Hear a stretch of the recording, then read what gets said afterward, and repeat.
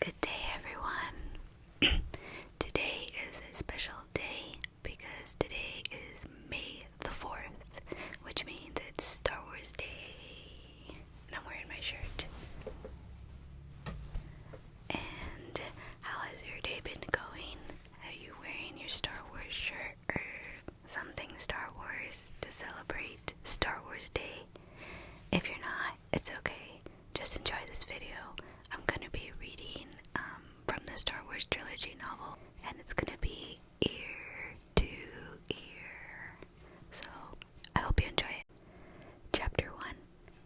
It was a vast shining globe, and it cast a light of lambent topaz into space, but it was not the sun. Thus, the planet had fooled men for a long time. Not until entering close orbit around did its discoveries realize that this was a world in a binary system and not a third sun itself. At first, it seemed certain nothing could exist on such a planet, least of all humans. Yet both massive G1 and G2 stars orbited a common center with peculiar regularity, and Tatooine circled them far enough out to permit the development of rather a staple of exquisitely hot climate. Most, this was a dry desert of a world whose unusual star-like yellow glow was the result of double sun-like striking sodium-rich sands and flats. That same sunlight suddenly shone on the thin skin of a metallic shape falling gracefully toward the atmosphere. The erratic course the galactic cruiser was traveling was intentional, not the product of injury, but of a desperate desire to avoid it. Long streaks of intense energy slid close past its hull, a multi-hued storm of destruction like a school of rainbow remoras fighting to attach themselves to a larger, unwilling host. One of those probing, questing beams succeeded in touching the fleeing ship, striking its principal solar fin. Gem-like fragments of metal and plastic erupted into space as the end of the fin disintegrated. The vessel seemed to shudder. The source of those multiple energy beams suddenly hove into view, a lumbering Imperial cruiser, its massive outline bristling cactus-like with dozens of heavy weapons emplacements. Light ceased arching from those spines now as the cruiser moved in close. Intermittent explosions and flashes of light could be seen in those portions of the similar ship which had taken hits. In absolute cold of space, the cruiser snuggled up alongside its wounded prey. Another distant explosion shook the ship, but it certainly didn't feel distant to R2-D2 or C-3PO. The concussion bounced them around the narrow corridor like bearings in an old motor. To look at these two, one would have supposed that the tall human-like machine 3PO was the master and the stubby tripodial robot R2-D2 an inferior. But while 3PO might have sniffed disdainfully at the suggestion, they were in fact equal in everything save loquacity. Here 3PO was clearly and necessarily the superior. Still another explosion rattled the corridor, throwing 3PO off balance. His shorter companion had the better of it during such moments, with his squat, cylindrical body's low center of gravity well balanced on thick clawed legs. R2 glanced up at 3PO, who was steadying himself against the corridor wall. Lights blinked enigmatically around a single mechanical eye as the smaller robot studied the battered causing of his friend. A patina of metal and fibrous dust coated the usually gleaming bronze finish, and there were some visible dents. All the result of the pounding the rebel ship they were on had been taking. Accompanying the last attack was a persistent deep hum, which even the loudest explosion had not been able to drown out. Then, for no apparent reason, the basso thrumming abruptly ceased, and the only sounds in the otherwise deserted corridor came from the eerie dry twig crackle of shortening relays or the pops of dying circuitry. Explosions began to echo through the ship once more, but they were far away from the corridor. 3PO turned his smooth, human-like head to one side. Metallic ears ears and listened intensely. The imitation of human pose was hardly necessary.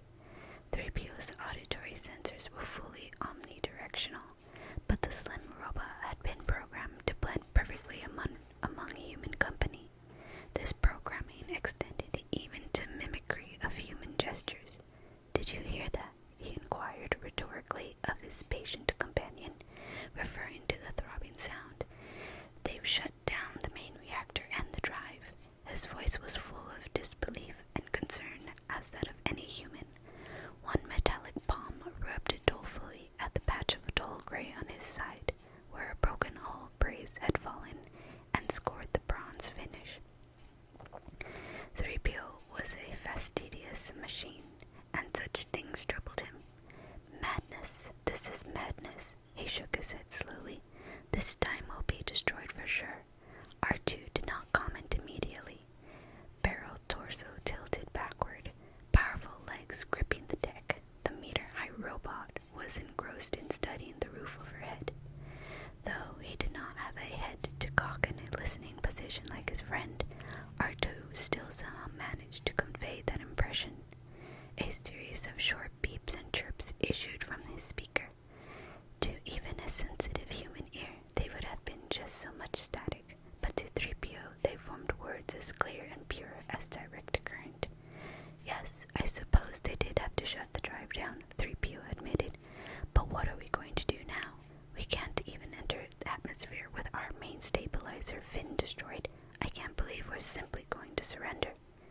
A small band of armed humans suddenly appeared, rifles held at the ready. Their expressions were as worry-wrinkled as their uniforms, and they carried about them the aura of men prepared to die. 3PO watched silently until they vanished around a far bend in the passageway, then looked back to R2. The smaller robot hadn't shifted from his position of listening. 3PO's gaze turned upward also through, though he knew R2's senses were slightly sharper than his own. "What is it, R2?" A short burst of beeping came in response. Another moment, there was no need for highly attuned sensors. For a minute or two more, the corridor remained deathly silent. Then a faint scrape could be heard, like a cat at a door, from somewhere above. That strange noise was produced by heavy footsteps and the movement of bulky equipment somewhere on the ship's hull. When several muffled explosions sounded, 3PO murmured, "They've broken in somewhere above us. There's no escape for the captain this time." Turning, he peered down at R2. "I think we'd better." The shriek of overstressed metal filled the air before he could finish, and the far end of the passageway was lit by a blinding actinic flash. Somewhere down there, the little cluster of armed crew who had passed by minutes before had encountered the ship's attackers. 3PO turned his face and delicate photoreceptors away, just in time to avoid the fragments of metal that blew down the corridor. At the far end, a gaping hole appeared in the roof, and reflective forms like big metal beads began dropping to the corridor floor. Both robots knew that no machine could match the fluidity with which those shapes moved and instantly assumed fighting postures. The new arrivals were humans in armor, not mechanicals. One of them looked straight at 3PO. No, not at him. The panicked robot thought frantically, but past him. The figure shifted its big rifle around in armored hands. Too late. A beam of intense light struck the head, sending pieces of armor, bone, and flesh flying in all directions. Half the invading Imperial troops turned and began returning fire up the corridor, aiming past the two robots. "Quick, this way," 3PO ordered, intending to retreat from the Imperials. R2 turned with him. They had taken only a couple steps when they saw the rebel crewmen in position ahead, firing down the corridor. In seconds, the passageway was filled with smoke and crisscrossing beams of energy. Red, green, and blue bolts ricocheted off polished sections of wall and floor or ripped long gashes in metal surfaces. Screams of injured and dying humans, a particularly unrobotic sound, 3PO thought, echoed piercingly above the inorganic destruction. One beam struck near the robot's feet at the same time. The second one burst the wall directly behind him, exposing sparking circuitry and rows of conduits.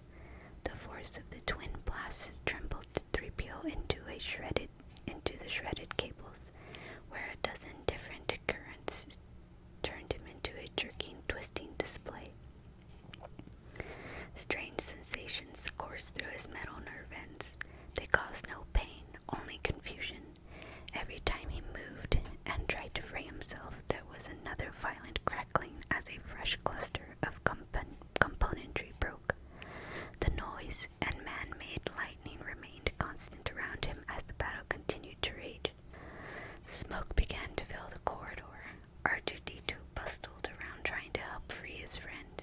The little robot evidenced a phlegmatic indifference to the ravaging energies filling the passageway. He was built so low that most of the beams passed over him anyhow. "Help!" 3PO yelled, suddenly frightened at a new message from an internal sensor. "I think something is melting. Free my left leg. The trouble's near the pelvic servo motor." Typically, his tone turned abruptly from pleading to perorating. "This is all your fault," he shouted angrily. "I should have known better than to trust the logic of a half-size thermocompulsory dehousing assister. I don't know why you insisted we leave our assigned stations to come down this stupid axis corridor.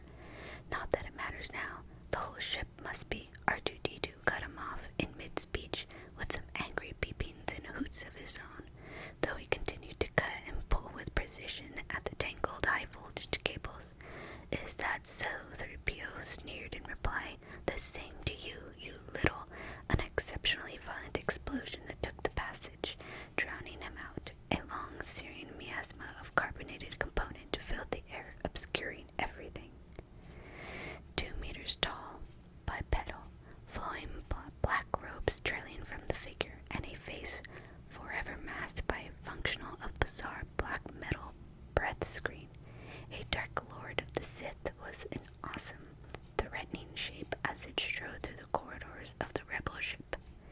Fear followed the footsteps of all the Dark Lords.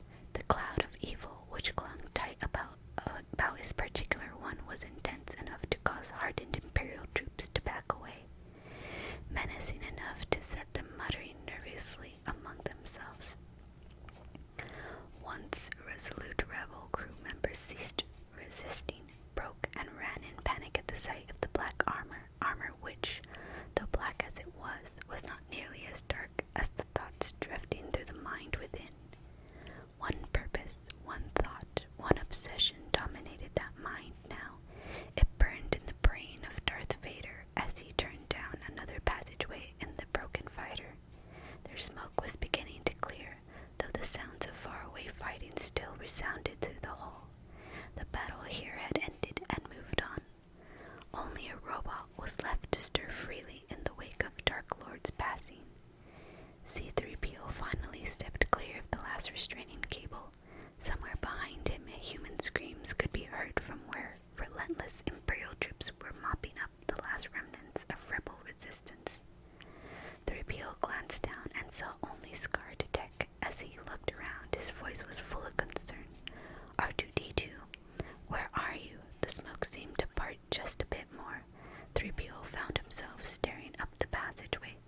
R2-D2, it seemed, was there, but he wasn't looking in 3PO's direction. Instead, the little robot appeared frozen in an attitude of attention. Leaning over him it was difficult for even 3PO's electronic photoreceptors to penetrate the clinging, acidic smoke, a human figure. It was a young, slim, and by obtruse human standards of aesthetics, 3PO mused, of a calm beauty. One small hand seemed to be moving over the front of R2-D2's torso. 3PO started toward them as the haze thickened once more, but when he reached the end of the corridor, only R2 stood there waiting. 3PO peered past him, uncertain. Robots were occasionally subject to electronic hallucinations, but why should he hallucinate a human? He shrugged. Then again, why not, especially when one considered the confusing circumstances of the past hour and the dose of raw current he had recently absorbed. He shouldn't be surprised at anything his concentrated internal you been? 3PO finally asked. Hiding, I suppose. He decided not to mention the maybe human. If it had been a hallucination, he wasn't going to give R2 the satisfaction of knowing how badly recent events had unsettled his logic circuits. They'll be coming back this way, he went on, nodding down the corridor and not giving the small automation a chance to reply. Looking for human survivors. What are we going to do now? They won't trust the word of rebel-owned machines, and we don't know anything of value. We'll be sent to the spice mines of Kessel or taken apart for spare components for other, less deserving robots. That's if they don't consider us potential program traps and blow us apart on sight. If we don't, but R2 had already turned and was ambling quickly back down the passageway. Wait, where are you going? Haven't you been listening to me? Uttering curses in several languages, some purely mechanical, 3PO raced fluidly after his friend. The R2 unit, he thought to himself, could be downright close-circuited when it wanted to. Outside the Galactic Cruiser's control center, the corridor was crowded with sullen prisoners gathered by Imperial troops. Some lay wounded, some dying. Several officers had been separated from the enlisted ranks and stood in a small group by themselves, bestowing belligerent looks and threats on the silent knot of troops holding them at bay. As if on command, everyone, Imperial troops as well as rebels, became silent as a massive caped form came into view from behind a turn in the passage. Two of the heretofore resolute, obstinate rebel officers began to shake. Stopping before one of the men, the towering figure reached out wordlessly. A massive hand closed around the man's neck and lifted him off the deck. The rebel officer's eyes bulged, but he kept his silence. An Imperial officer, his armored helmet shoved back to reveal a recent scar where an energy beam had penetrated his shielding, scrambled down out of the fighter's control room, shaking his head briskly. Nothing, sir. Information retrieval system's been wiped clean. Darth Vader acknowledged this news with a barely perceptible nod. The impenetrable mask turned to regard the officer he was torturing. Metal-clad fingers contracted. Reaching up, the prisoner desperately tried to pry them loose, but to no avail. Where is the data you intercepted? Vader rumbled dangerously. What have you done with the information tapes? We intercepted. No information. The dangling officer gruntled, barely able to breathe. From somewhere deep within, he dredged up a squeal of outrage. This is a consular vessel. Did you not see our exterior markings? We're on a diplomatic mission. Chaos, take your mission, Vader growled. Where are those tapes? He squeezed harder, the threat in his grip implicit. When he finally replied, the officer's voice was bare, choked whisper. Only the commander knows. This ship carries the system crest of Alderaan, Vader growled, the gargoyle-like breath mask leaning close. Is any of the royal family on board? Who are you carrying? The thick fingers tightened further, and the officer's struggles became more and more frantic. His last words were muffled and choked past intelligibly. Vader was not pleased, even though the figure went limp with an awful, unquestionable finality.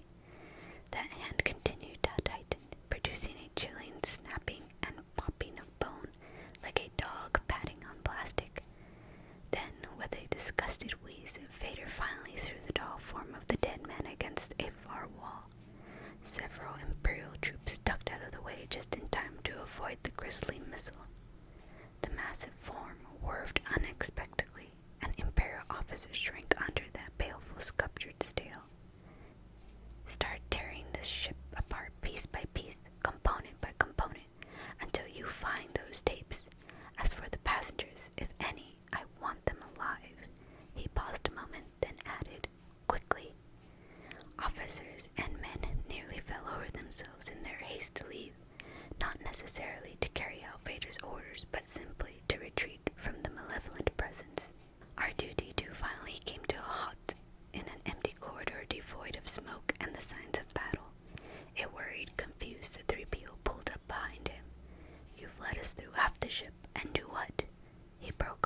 staring in disbelief as the squat robot reached up with one clawed limb and snapped the seal on a lifebolt latch.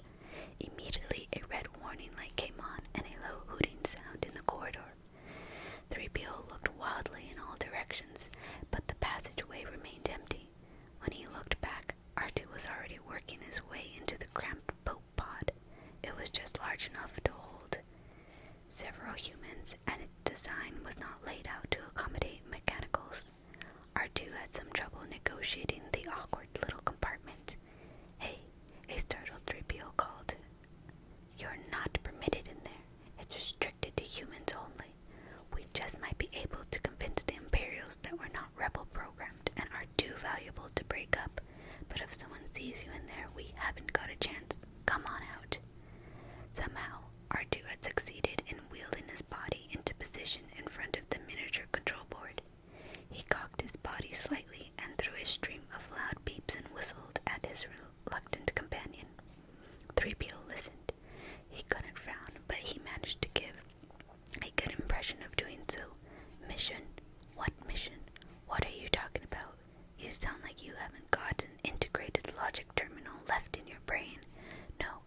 No more adventures. I'll take my chances with the Imperials, and I'm not getting in there." An angry electronic twang from R2 unit. "Don't call me a mindless philosopher," 3PO snapped back. "You overweight, unstreamlined glob of grease." 3PO was concocting an additional rejoinder when the explosion blew out the back wall of the corridor. Dust and metal debris whooshed through the narrow sub-passageway, followed instantly by a series of secondary explosions. Flames began jumping angrily from the exposed interior wall, reflecting off 3PO's isolated patches of polished skin. Muttering the electronic equivalent of consigning his soul to the unknown, the lanky robot jumped into the life pod. "I'm going to regret this," he murmured more audibly as R2 activated the safety door behind him. The smaller robot flipped a series of switches, snapped back a cover, and pressed 3 buttons in a certain sequence. With the thunder of explosive latches, the life pod ejected from the crippled fighter. When word came out over the communicators that the last pocket of resistance in the rebel ship had been cleaned out, the captain of the Imperial cruiser relaxed considerably. He was listening with pleasure to the proceedings on the captured vessel when one of his chief gunnery officers called to him. Moving to the man's position, the captain stared into the circular view screen and saw a tiny dot dropping away toward the fiery world below. "There goes another pod, sir. Instructions." The officer's hand hovered over a computerized energy battery. Casually, confident in his firepower and total control under his command, the captain studied the nearby readouts monitoring the pod. All of them read blank. "Hold your fire, Lieutenant Taya. Instruments show no life forms aboard. The pod's release mechanism must have short-circuited or received a false instruction. Don't waste your power." He turned away to listen with satisfaction to the reports of captured men and material coming from the rebel ship. Glare from exploding panels and erupting circuitry reflected crazily off the armor of the lead stormtrooper as he surveyed the passageway ahead. He was about to turn and call for those behind to follow him forward when he noticed something moving off to one side. It appeared to be crouching back in a small dark glove. Holding his pistol ready, he moved cautiously forward and peered into the recess. A small shivering figure, clad in flowing white, hugged the back of the recess and stared up at the man. Now he could see that he was faced with a young woman, and her physical description fit that of the one individual the Dark Lord was most interested in. The trooper grinned behind his helmet. A lucky encounter for him. He would be commended. Within the armor, his head turned slightly, directing his voice to the tiny condenser microphone. "Here she is," he called out to those behind him. "Set for stun for—" He never finished his sentence, just as he would never receive the hoped-for accommodation. Once his attention turned from the girl to his communicator, her shivering vanished with startling speed. The energy pistol she had held out of sight behind her came up and around as she buzzed from her hiding place. The trooper who had been unlucky enough to find her fell first, his head a mass of melted bone and metal. The same fate met the second armored form coming up fast behind him. Then a bright green energy pole touched the woman's side, and she slumped instantly to the deck, the pistol still locked in her small palm. Metal encased shapes clustered around her. One whose arm bore the insignia of a lower officer knelt and turned her over. He studied the paralyzed form with a practiced eye. "She'll be all right," he finally declared, looking up at his subordinates. "Report to Lord Vader."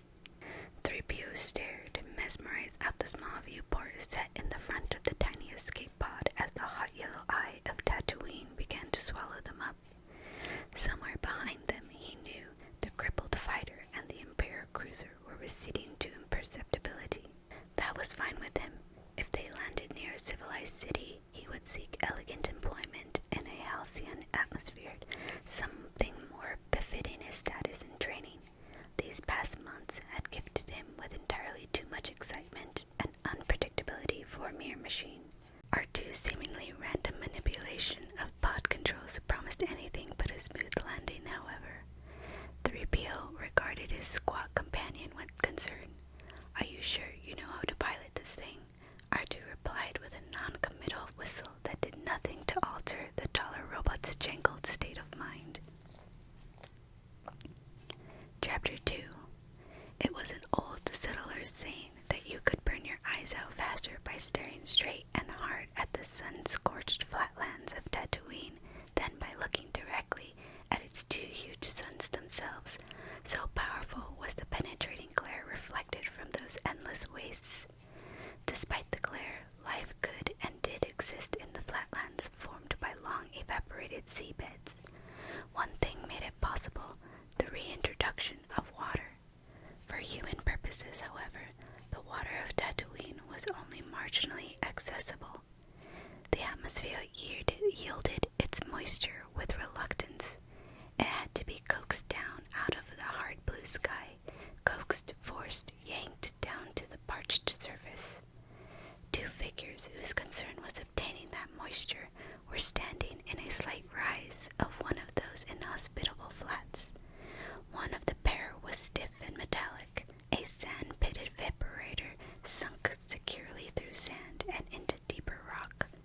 The figure next to it was a good deal more animated, though no less sun-weathered. Luke Skywalker was twice the age of the 10-year-old vaporator, but much less secure. At that moment, he was swearing softly at a recalcitrant valve adjuster on the temperamental device. From time to time, he resorted to some unsubtle pounding in place of using the appropriate tool. Neither method worked very well. Luke was sure that the lubricants used on the vaporators went out of their way to attract sand, beckoning seductively to small abrasive particles with an oily gleam. He wiped sweat from his forehead and leaned back for a moment. The most prepossessing thing about the young man was his name. A light breeze tugged at his shaggy hair and baggy work tunic as he regarded the device. No point in staying angry at it, he consoled himself. It's only an unintelligent machine. As Luke considered his predicament, a third figure appeared scooting out from behind the vaporator to fumble awkwardly at the damaged section. Only 3 of the Treadwell model robot's 6 arms were functioning, and these had seen more wear than the boots on Luke's feet. The machine moved with unsteady stop-and-start motions.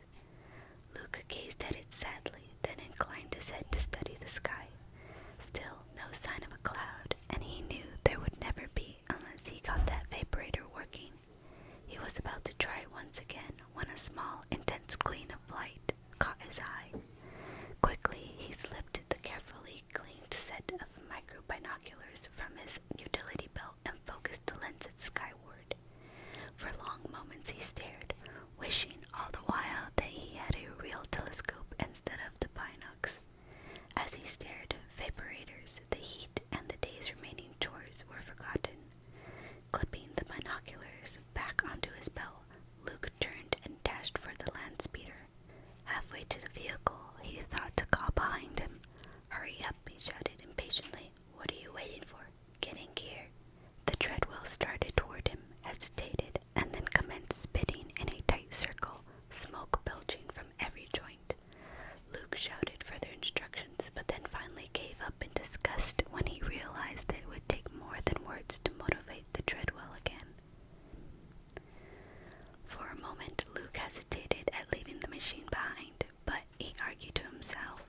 Its vital components were obviously shot, so he jumped into the land speeder, causing the recently repaired repulsion floor to list alarmingly to one side until it was able to equalize weight distribution by sliding behind the controls. Maintaining its altitude slightly above the sandy ground, the light-duty transport vehicle steadied itself like a bolt in a heavy sea. Luke gunned the engine, which whined in protest, and sand erupted behind the floater as he aimed the craft toward the distant town of Anchorhead. Behind him, a pitiful beacon of black smoke from the burning robot continued to rise into the clear desert air. It wouldn't be there when Luke returned. There were scavengers of metal as well as flesh in the wide wastes of Tatooine. Metal and stone structures bleached white by the glaze of twin Tattoo 1 and 2 huddled together tightly for company as much as for protection. They formed the nexus of the widespread farming community of Anchorhead. Presently, the dusty, unpaved streets were quiet, deserted. Sandflies buzzed lazily in the cracked eaves of poor stone buildings. A dog barked in the distance, the sole sign of habitation, until a lone old woman appeared and started across the street. Her metallic sun shawl was pulled tight around her. Something made her look up, tired eyes squinting into the distance. The sound suddenly leaped in volume as a shining rectangular shape came roaring around a far corner. Her eyes popped as the vehicle bore down on her, showing no sign of altering its path. She had to scramble to get out of its way. Panting and waving an angry fist after the land speeder, she raised her voice over the sound of its passage. "Won't you kids ever learn to slow down?" Luke might have seen her, but he certainly didn't hear her. In both cases, his attention was focused elsewhere as he pulled up behind a low, long concrete station. Various coils and rods jutted from its top and sides. Tatooine's relentless sand waves broke in frozen yellow spume against the station's walls. No one had bothered to clear them away. There was no point. They would only return again the following day. Luke slammed the front door aside and shouted, "Hey!" A rugged young man in mechanic's dress sat sprawled in a chair behind the station's unkempt control desk. Sunscreen oil had kept his skin from burning. The skin of the girl on his lap had been equally protected, and there was a great deal more of the protected area in view. Somehow, even dried sweat looked good on her. "Hey, everybody," Luke yelled again, having elicited something less than an overwhelming response with his first cry. He ran toward the instrument room at the rear of the station, while the mechanic, half asleep, ran a hand across his face and mumbled, "Did I hear a young noise blast through here?" The girl on his lap stretched sensuously, her well-worn clothing tugging in various intriguing directions. Her voice was casually throaty. "Oh," she yawned, "that was just Wormy on one of his rampages." Deke and Wendy looked up from the computer-assisted pool game as Luke burst into the room. They were dressed much like Luke, although their clothing was of better fit and someone less exercised. All three youths contrasted strikingly with the blurry, handsome player at the far side of the table. From neatly clipped hair to his precision-cut uniform, he stood out in the room like an oriental poppy in a sea of oats. Behind the three humans, a soft hum came from where a robot was working patiently on a broken piece of station equipment. "Shape it up, you guys," Luke yelled excitedly. Then he noticed the older man in the uniform. The subject of his suddenly startled gaze recognized him simultaneously. "Pigs!" The man's face twisted in a half-grin. "Hello, Luke." Then they were embracing each other warmly. Luke finally stood away, openly admiring the other's uniform. "I didn't know you were back. When did you get in?" The confidence in the other's voice bordered the realm of smugness without quite entering it. "Just a little while ago. I wanted to surprise you, hotshot." He indicated the room. "I thought you'd be here with these other two night crawlers." Deke and Wendy both smiled. "I certainly didn't expect you to be out working." He laughed easily, a laugh few people found irresistible. "The academy didn't change you much," Luke commented. "But you're back so soon." His expression grew concerned. "Hey, what happened? Didn't you get your commission?"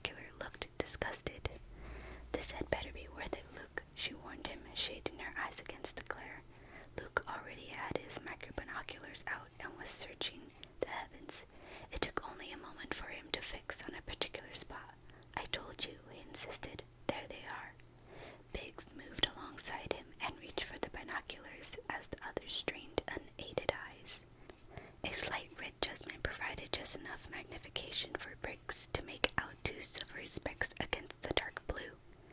That's no battle, hotshot, he decided, lowering the binocs and regarding his friend gently. They're just sitting there. 2 ships, all right, probably a barge loading a freighter, since Tatooine hasn't got an orbital station. There was a lot of firing earlier, Luke added. His initial enthusiasm was beginning to falter under the withering assurance of his older friend. Cammy grabbed the binoculars away from Biggs, banging them slightly against a support pillar in the process. Luke took them away from her quickly, inspecting the casing for damage. Take it easy with those. Don't worry so much, Wormy, she sneered.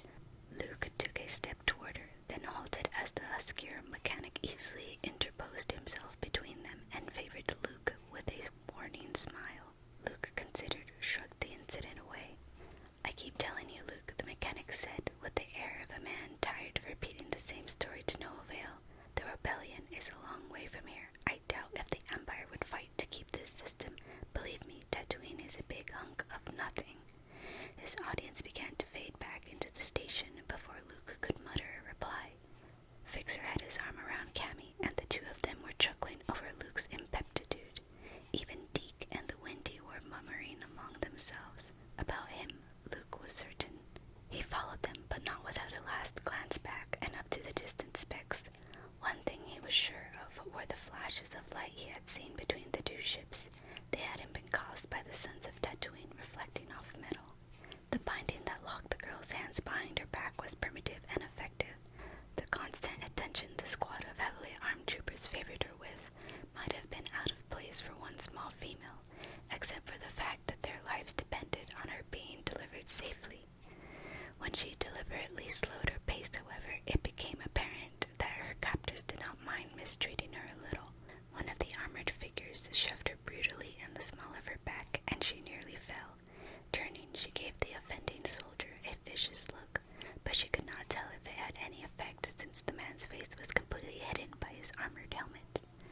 The hallway they eventually emerged into was still smoking around the edges of the smoldering cavity blasted through the hull of the fighter. A portable accessway had been sealed to it, and a circuit of light showed at the far end of the tunnel, bridging space between the rebel craft and the cruiser. A shadow moved over her as she turned from inspecting the accessway, startling her despite her unusual, unshakable self-control. Above her towered the threatening bulk of Darth Vader, red eyes glaring behind the hideous breath mask, a muscle twitching in one smooth cheek, but other than that the girl didn't react, nor was there the slightest shake in her voice. Darth Vader, I should have known. Only you would be so bold and so stupid. Well, the Imperial Senate will not sit still for this when they hear that you have attacked a diplomatic miss. Senator Leia Organa, Vader rumbled softly, though strongly enough to override her protests. His pleasure at finding her was evident in the way he savored every syllable. Don't play your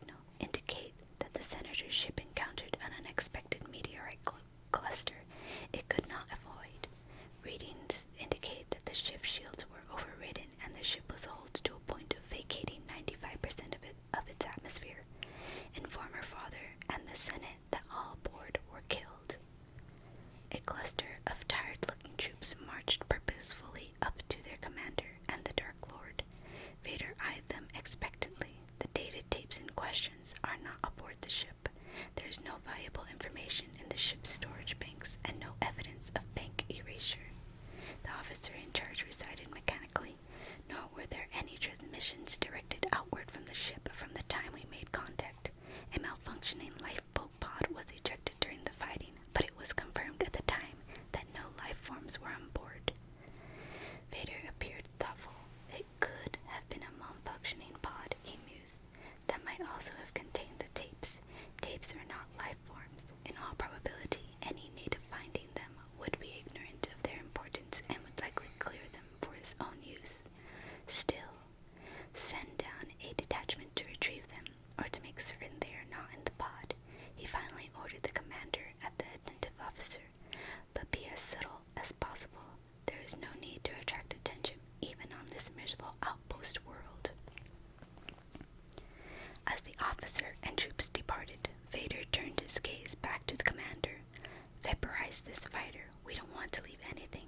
As for the pod, I cannot take a chance. It was simple malfunction. The data it might contain could prove too damaging. See to this personally, Commander. If those data tapes exist, they must be retrieved or destroyed at all costs. Then he added with satisfaction, with that accomplished and the senator in our hands, we will see the end of this absurd rebellion.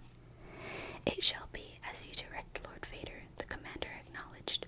Both men entered the accessway to the cruiser. What a forsaken place this is. 3PO turned cautiously to look back at where the pod lay half buried in sand. His internal gyros were still unsteady from the rough landing. Landing, mere application of the term, unduly flattered his dull associate. On the other hand, he supposed he ought to be grateful they had come down in one piece. Although he mused as he studied the barren landscape, he still wasn't sure they were better off here than they would have been had they remained on the captured cruiser. High sandstone mesas dominated the skyline to one side. Every other direction showed only endless series of marching dunes like long yellow teeth stretching for kilometer on kilometer into the distance. Sand ocean blended into sky glare until it was impossible to distinguish where one ended and the other began. A faint cloud of minute dust particles rose in their wake as the two robots marched away from the pod. That vehicle, its intended function fully discharged, was now quite useless. Neither robot had been designed for pedal locomotion on this kind of terrain, so they had to fight their way across the unstable surface. We seem to have been made to suffer, 3PO moaned in self-pity. It's a rotten existence. Something squeaked in his right leg, and he winced. I've got to rest before I fall apart. My internals still haven't recovered from that headlong crash you called a landing. He paused, but R2-D2 did not. The little automaton had performed a sharp turn and was now ambling slowly but steadily in the direction of the nearest outjut of mesa. Hey, 3PO yelled. R2 ignored the call and continued striding. Where do you think you're going? Now R2 paused, emitting a stream of electronic explanation as 3PO exhaustedly walked over to join him. Well, I'm not going that way, 3PO declared when R2 had concluded his explanation. It's too rocky. He gestured in the direction they had been walking, at an angle away from the cliffs. This way is much easier. A metal hand waved despairingly at the high mesas. What makes you think there are any settlements that way anyhow? A long whistle issued from the depths of R2. Don't get technical with me, 3PO warned. I've had just about enough of your decisions. R2 beeped once. All right, go your way, 3PO announced grandly. You'll be sandlogged within a day, you nearsighted scrape pile. He gave the R2 unit a contemptuous shove, sending the smaller robot tumbling down a slight dune. As it shrugged at the bottom to regain its feet, 3PO started off toward the blurred, glaring horizon, glancing back over his shoulder.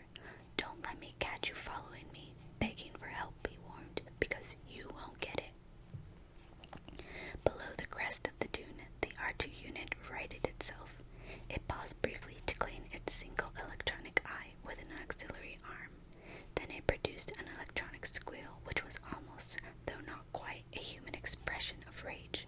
Humming quietly to itself, then it turned and trudged off toward the sandstone ridges as if nothing had happened. Several hours later, a straining 3PO, his internal thermostat overloaded and edging dangerously toward overheat shutdown, struggled up the top of what he hoped was the last towering dune. Nearby pillars and buttresses of bleached calcium, the bones of some enormous beast, formed an unpromising landmark. Reaching the crest of the dune, the 3PO peered anxiously ahead. Instead of the hoped-for greenery of human civilization, he saw only several dozen more dunes, identical in form and promise to the one he now stood upon. The farthest rose even higher than the one he presently surmounted. 3PO turned and looked back toward the now far-off rocky plateau, which was beginning to grow indistinct with distance and heat distortion. "You malfunctioning little twerp," he muttered, unable even now to admit to himself that perhaps, just possibly, the R2 unit might have been right. "This is all your fault. You tricked me into going this way, but you'll do no better." Nor would he if he didn't continue on, so he took a step forward and heard something grind dully within the leg joint. Sitting down on an electronic funk, he began picking sand from the encrusted joints. He could continue on his present course, he told himself, or he could confess to an error in judgment and try to catch up again with R2-D2. Neither prospect held much appeal for him. But there was a third choice. He could sit here, shining in the sunlight, until his joints locked, his internals overheated, and the ultraviolet burned out his photoreceptors. He would become another monument to the destructive power of the binary, like the colossal organism whose picked corpse he had just encountered. Already his receptors were beginning to go, he reflected. It seemed he saw something moving in the distance. Heat distortion probably. No, it was definitely light on metal, and it was moving toward him.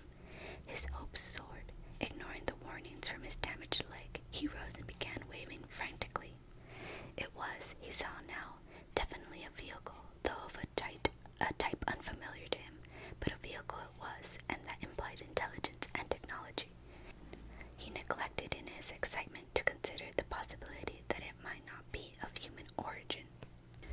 "So I cut off my power, shut down the afterburners, and dropped in low on Deke's tail," Luke finished, waving his arms wildly. He and Biggs were walking in the shade outside the power station. Sounds of metal being worked came from somewhere within, where Fixer had finally joined his robot assistant in performing repairs. "I was so close to him," Luke continued excitedly. "I thought I was going to fry my instrumentation. As it was, I busted up the Skyhopper pretty bad." The recollection inspired a frown. "Uncle Owen was pretty upset. He grounded me for the rest of the season." Luke's depression was brief. Memory of his feat overrode his immortality. "You should have been there, Biggs." "You ought to take it a little easier," his friend cautioned. "You may be the hottest bush pilot this side of Moss Eisley, Luke, but this little skyhoppers can be dangerous. They move awfully fast for tropospheric craft, faster than they need to. Keep playing engine jockey with one, and someday, whammo!" He slammed one fist violently into his open palm. "You're going to be nothing more than a dark spot on the damp side of a canyon wall." "Look who's talking," Luke retorted. "Now that you've been on a few big automatic starships, you're beginning to sound like my uncle. You've gotten soft in the cities." He swung spiritedly at Biggs, who blocked the movement easily, making a half-hearted gesture of counterattack. Biggs's easygoing smugness dissolved into something warmer. "I've missed you, kid." Luke looked away, embarrassed. "Things haven't been exactly the same since you left either, Biggs. It's been so..." Luke hunted for the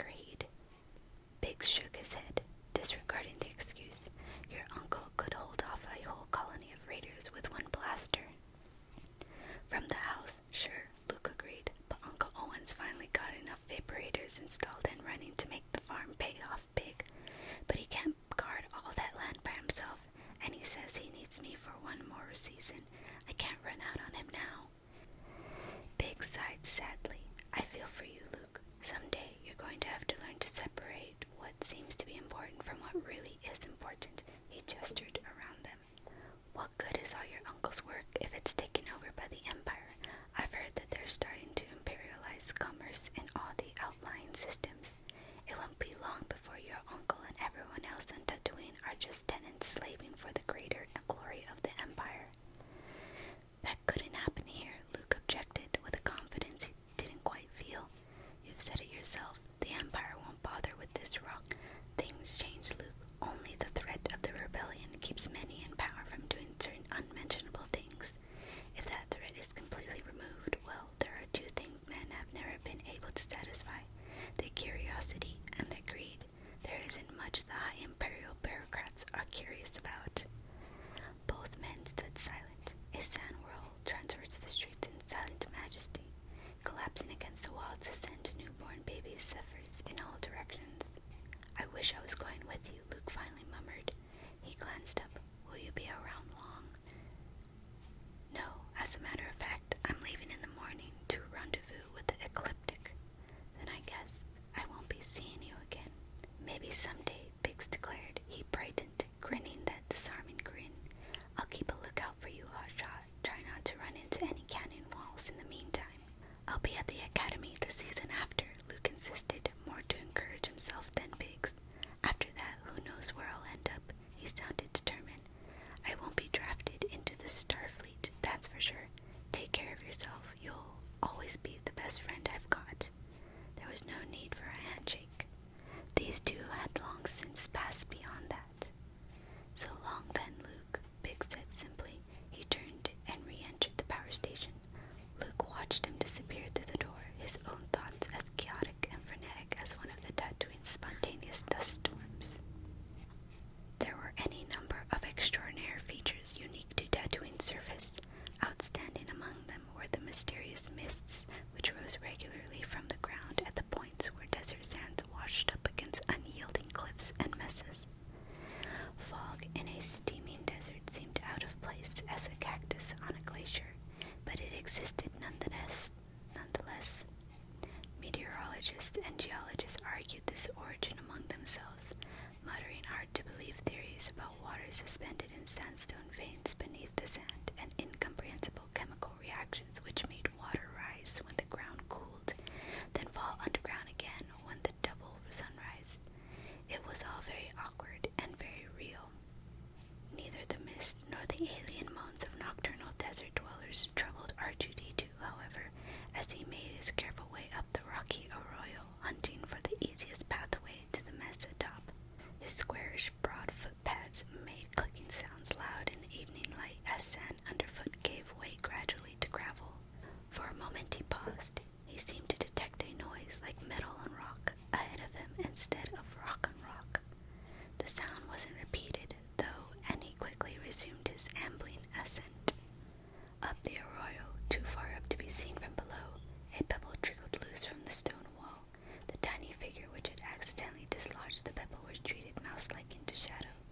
Two glowing points of light showed under overlapping folds of brown cape a meter from the narrowing canyon wall. Only the reaction of the unsuspecting robot indicated the presence of the whining beam as it struck him.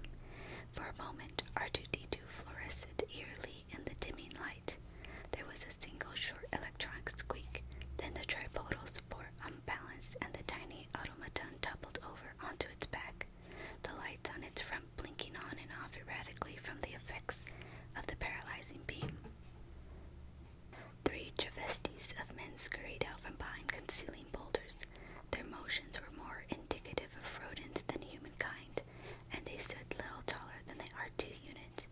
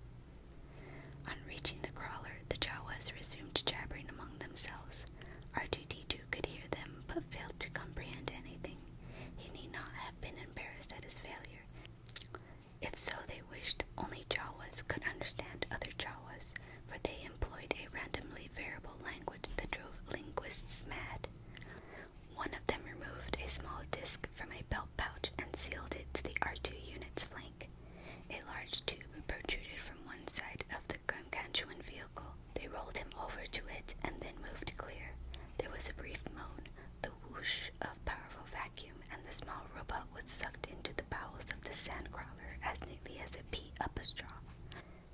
This part of the job completed, the jaw was engaged in another bout of jabbering, following which they scurried into the crawler via tubes and ladders, for all the world like a nest of mice returning to their holes. None too gently, the suction tube deposited R2 in a small cubicle, in addition to varied piles of broken instruments and outright scrap. A dozen or so robots of differing shapes and sizes populated the prison. A few were locked in electronic conversation, others muddled aimlessly about, but when R2 tumbled into the chamber, one voice burst out in surprise. R2-D2, it's you, called an excited 3PO from the near darkness. He made his way over to the still immobilized repair unit and embraced it most unmechanically. Spotting the small disc sealed to R2's side, 3PO turned his gaze thoughtfully down to his own chest where a similar device had been likewise attached. Massive gears, poorly lubricated, started to move. With a groaning and grinding, the monster sandcrawler turned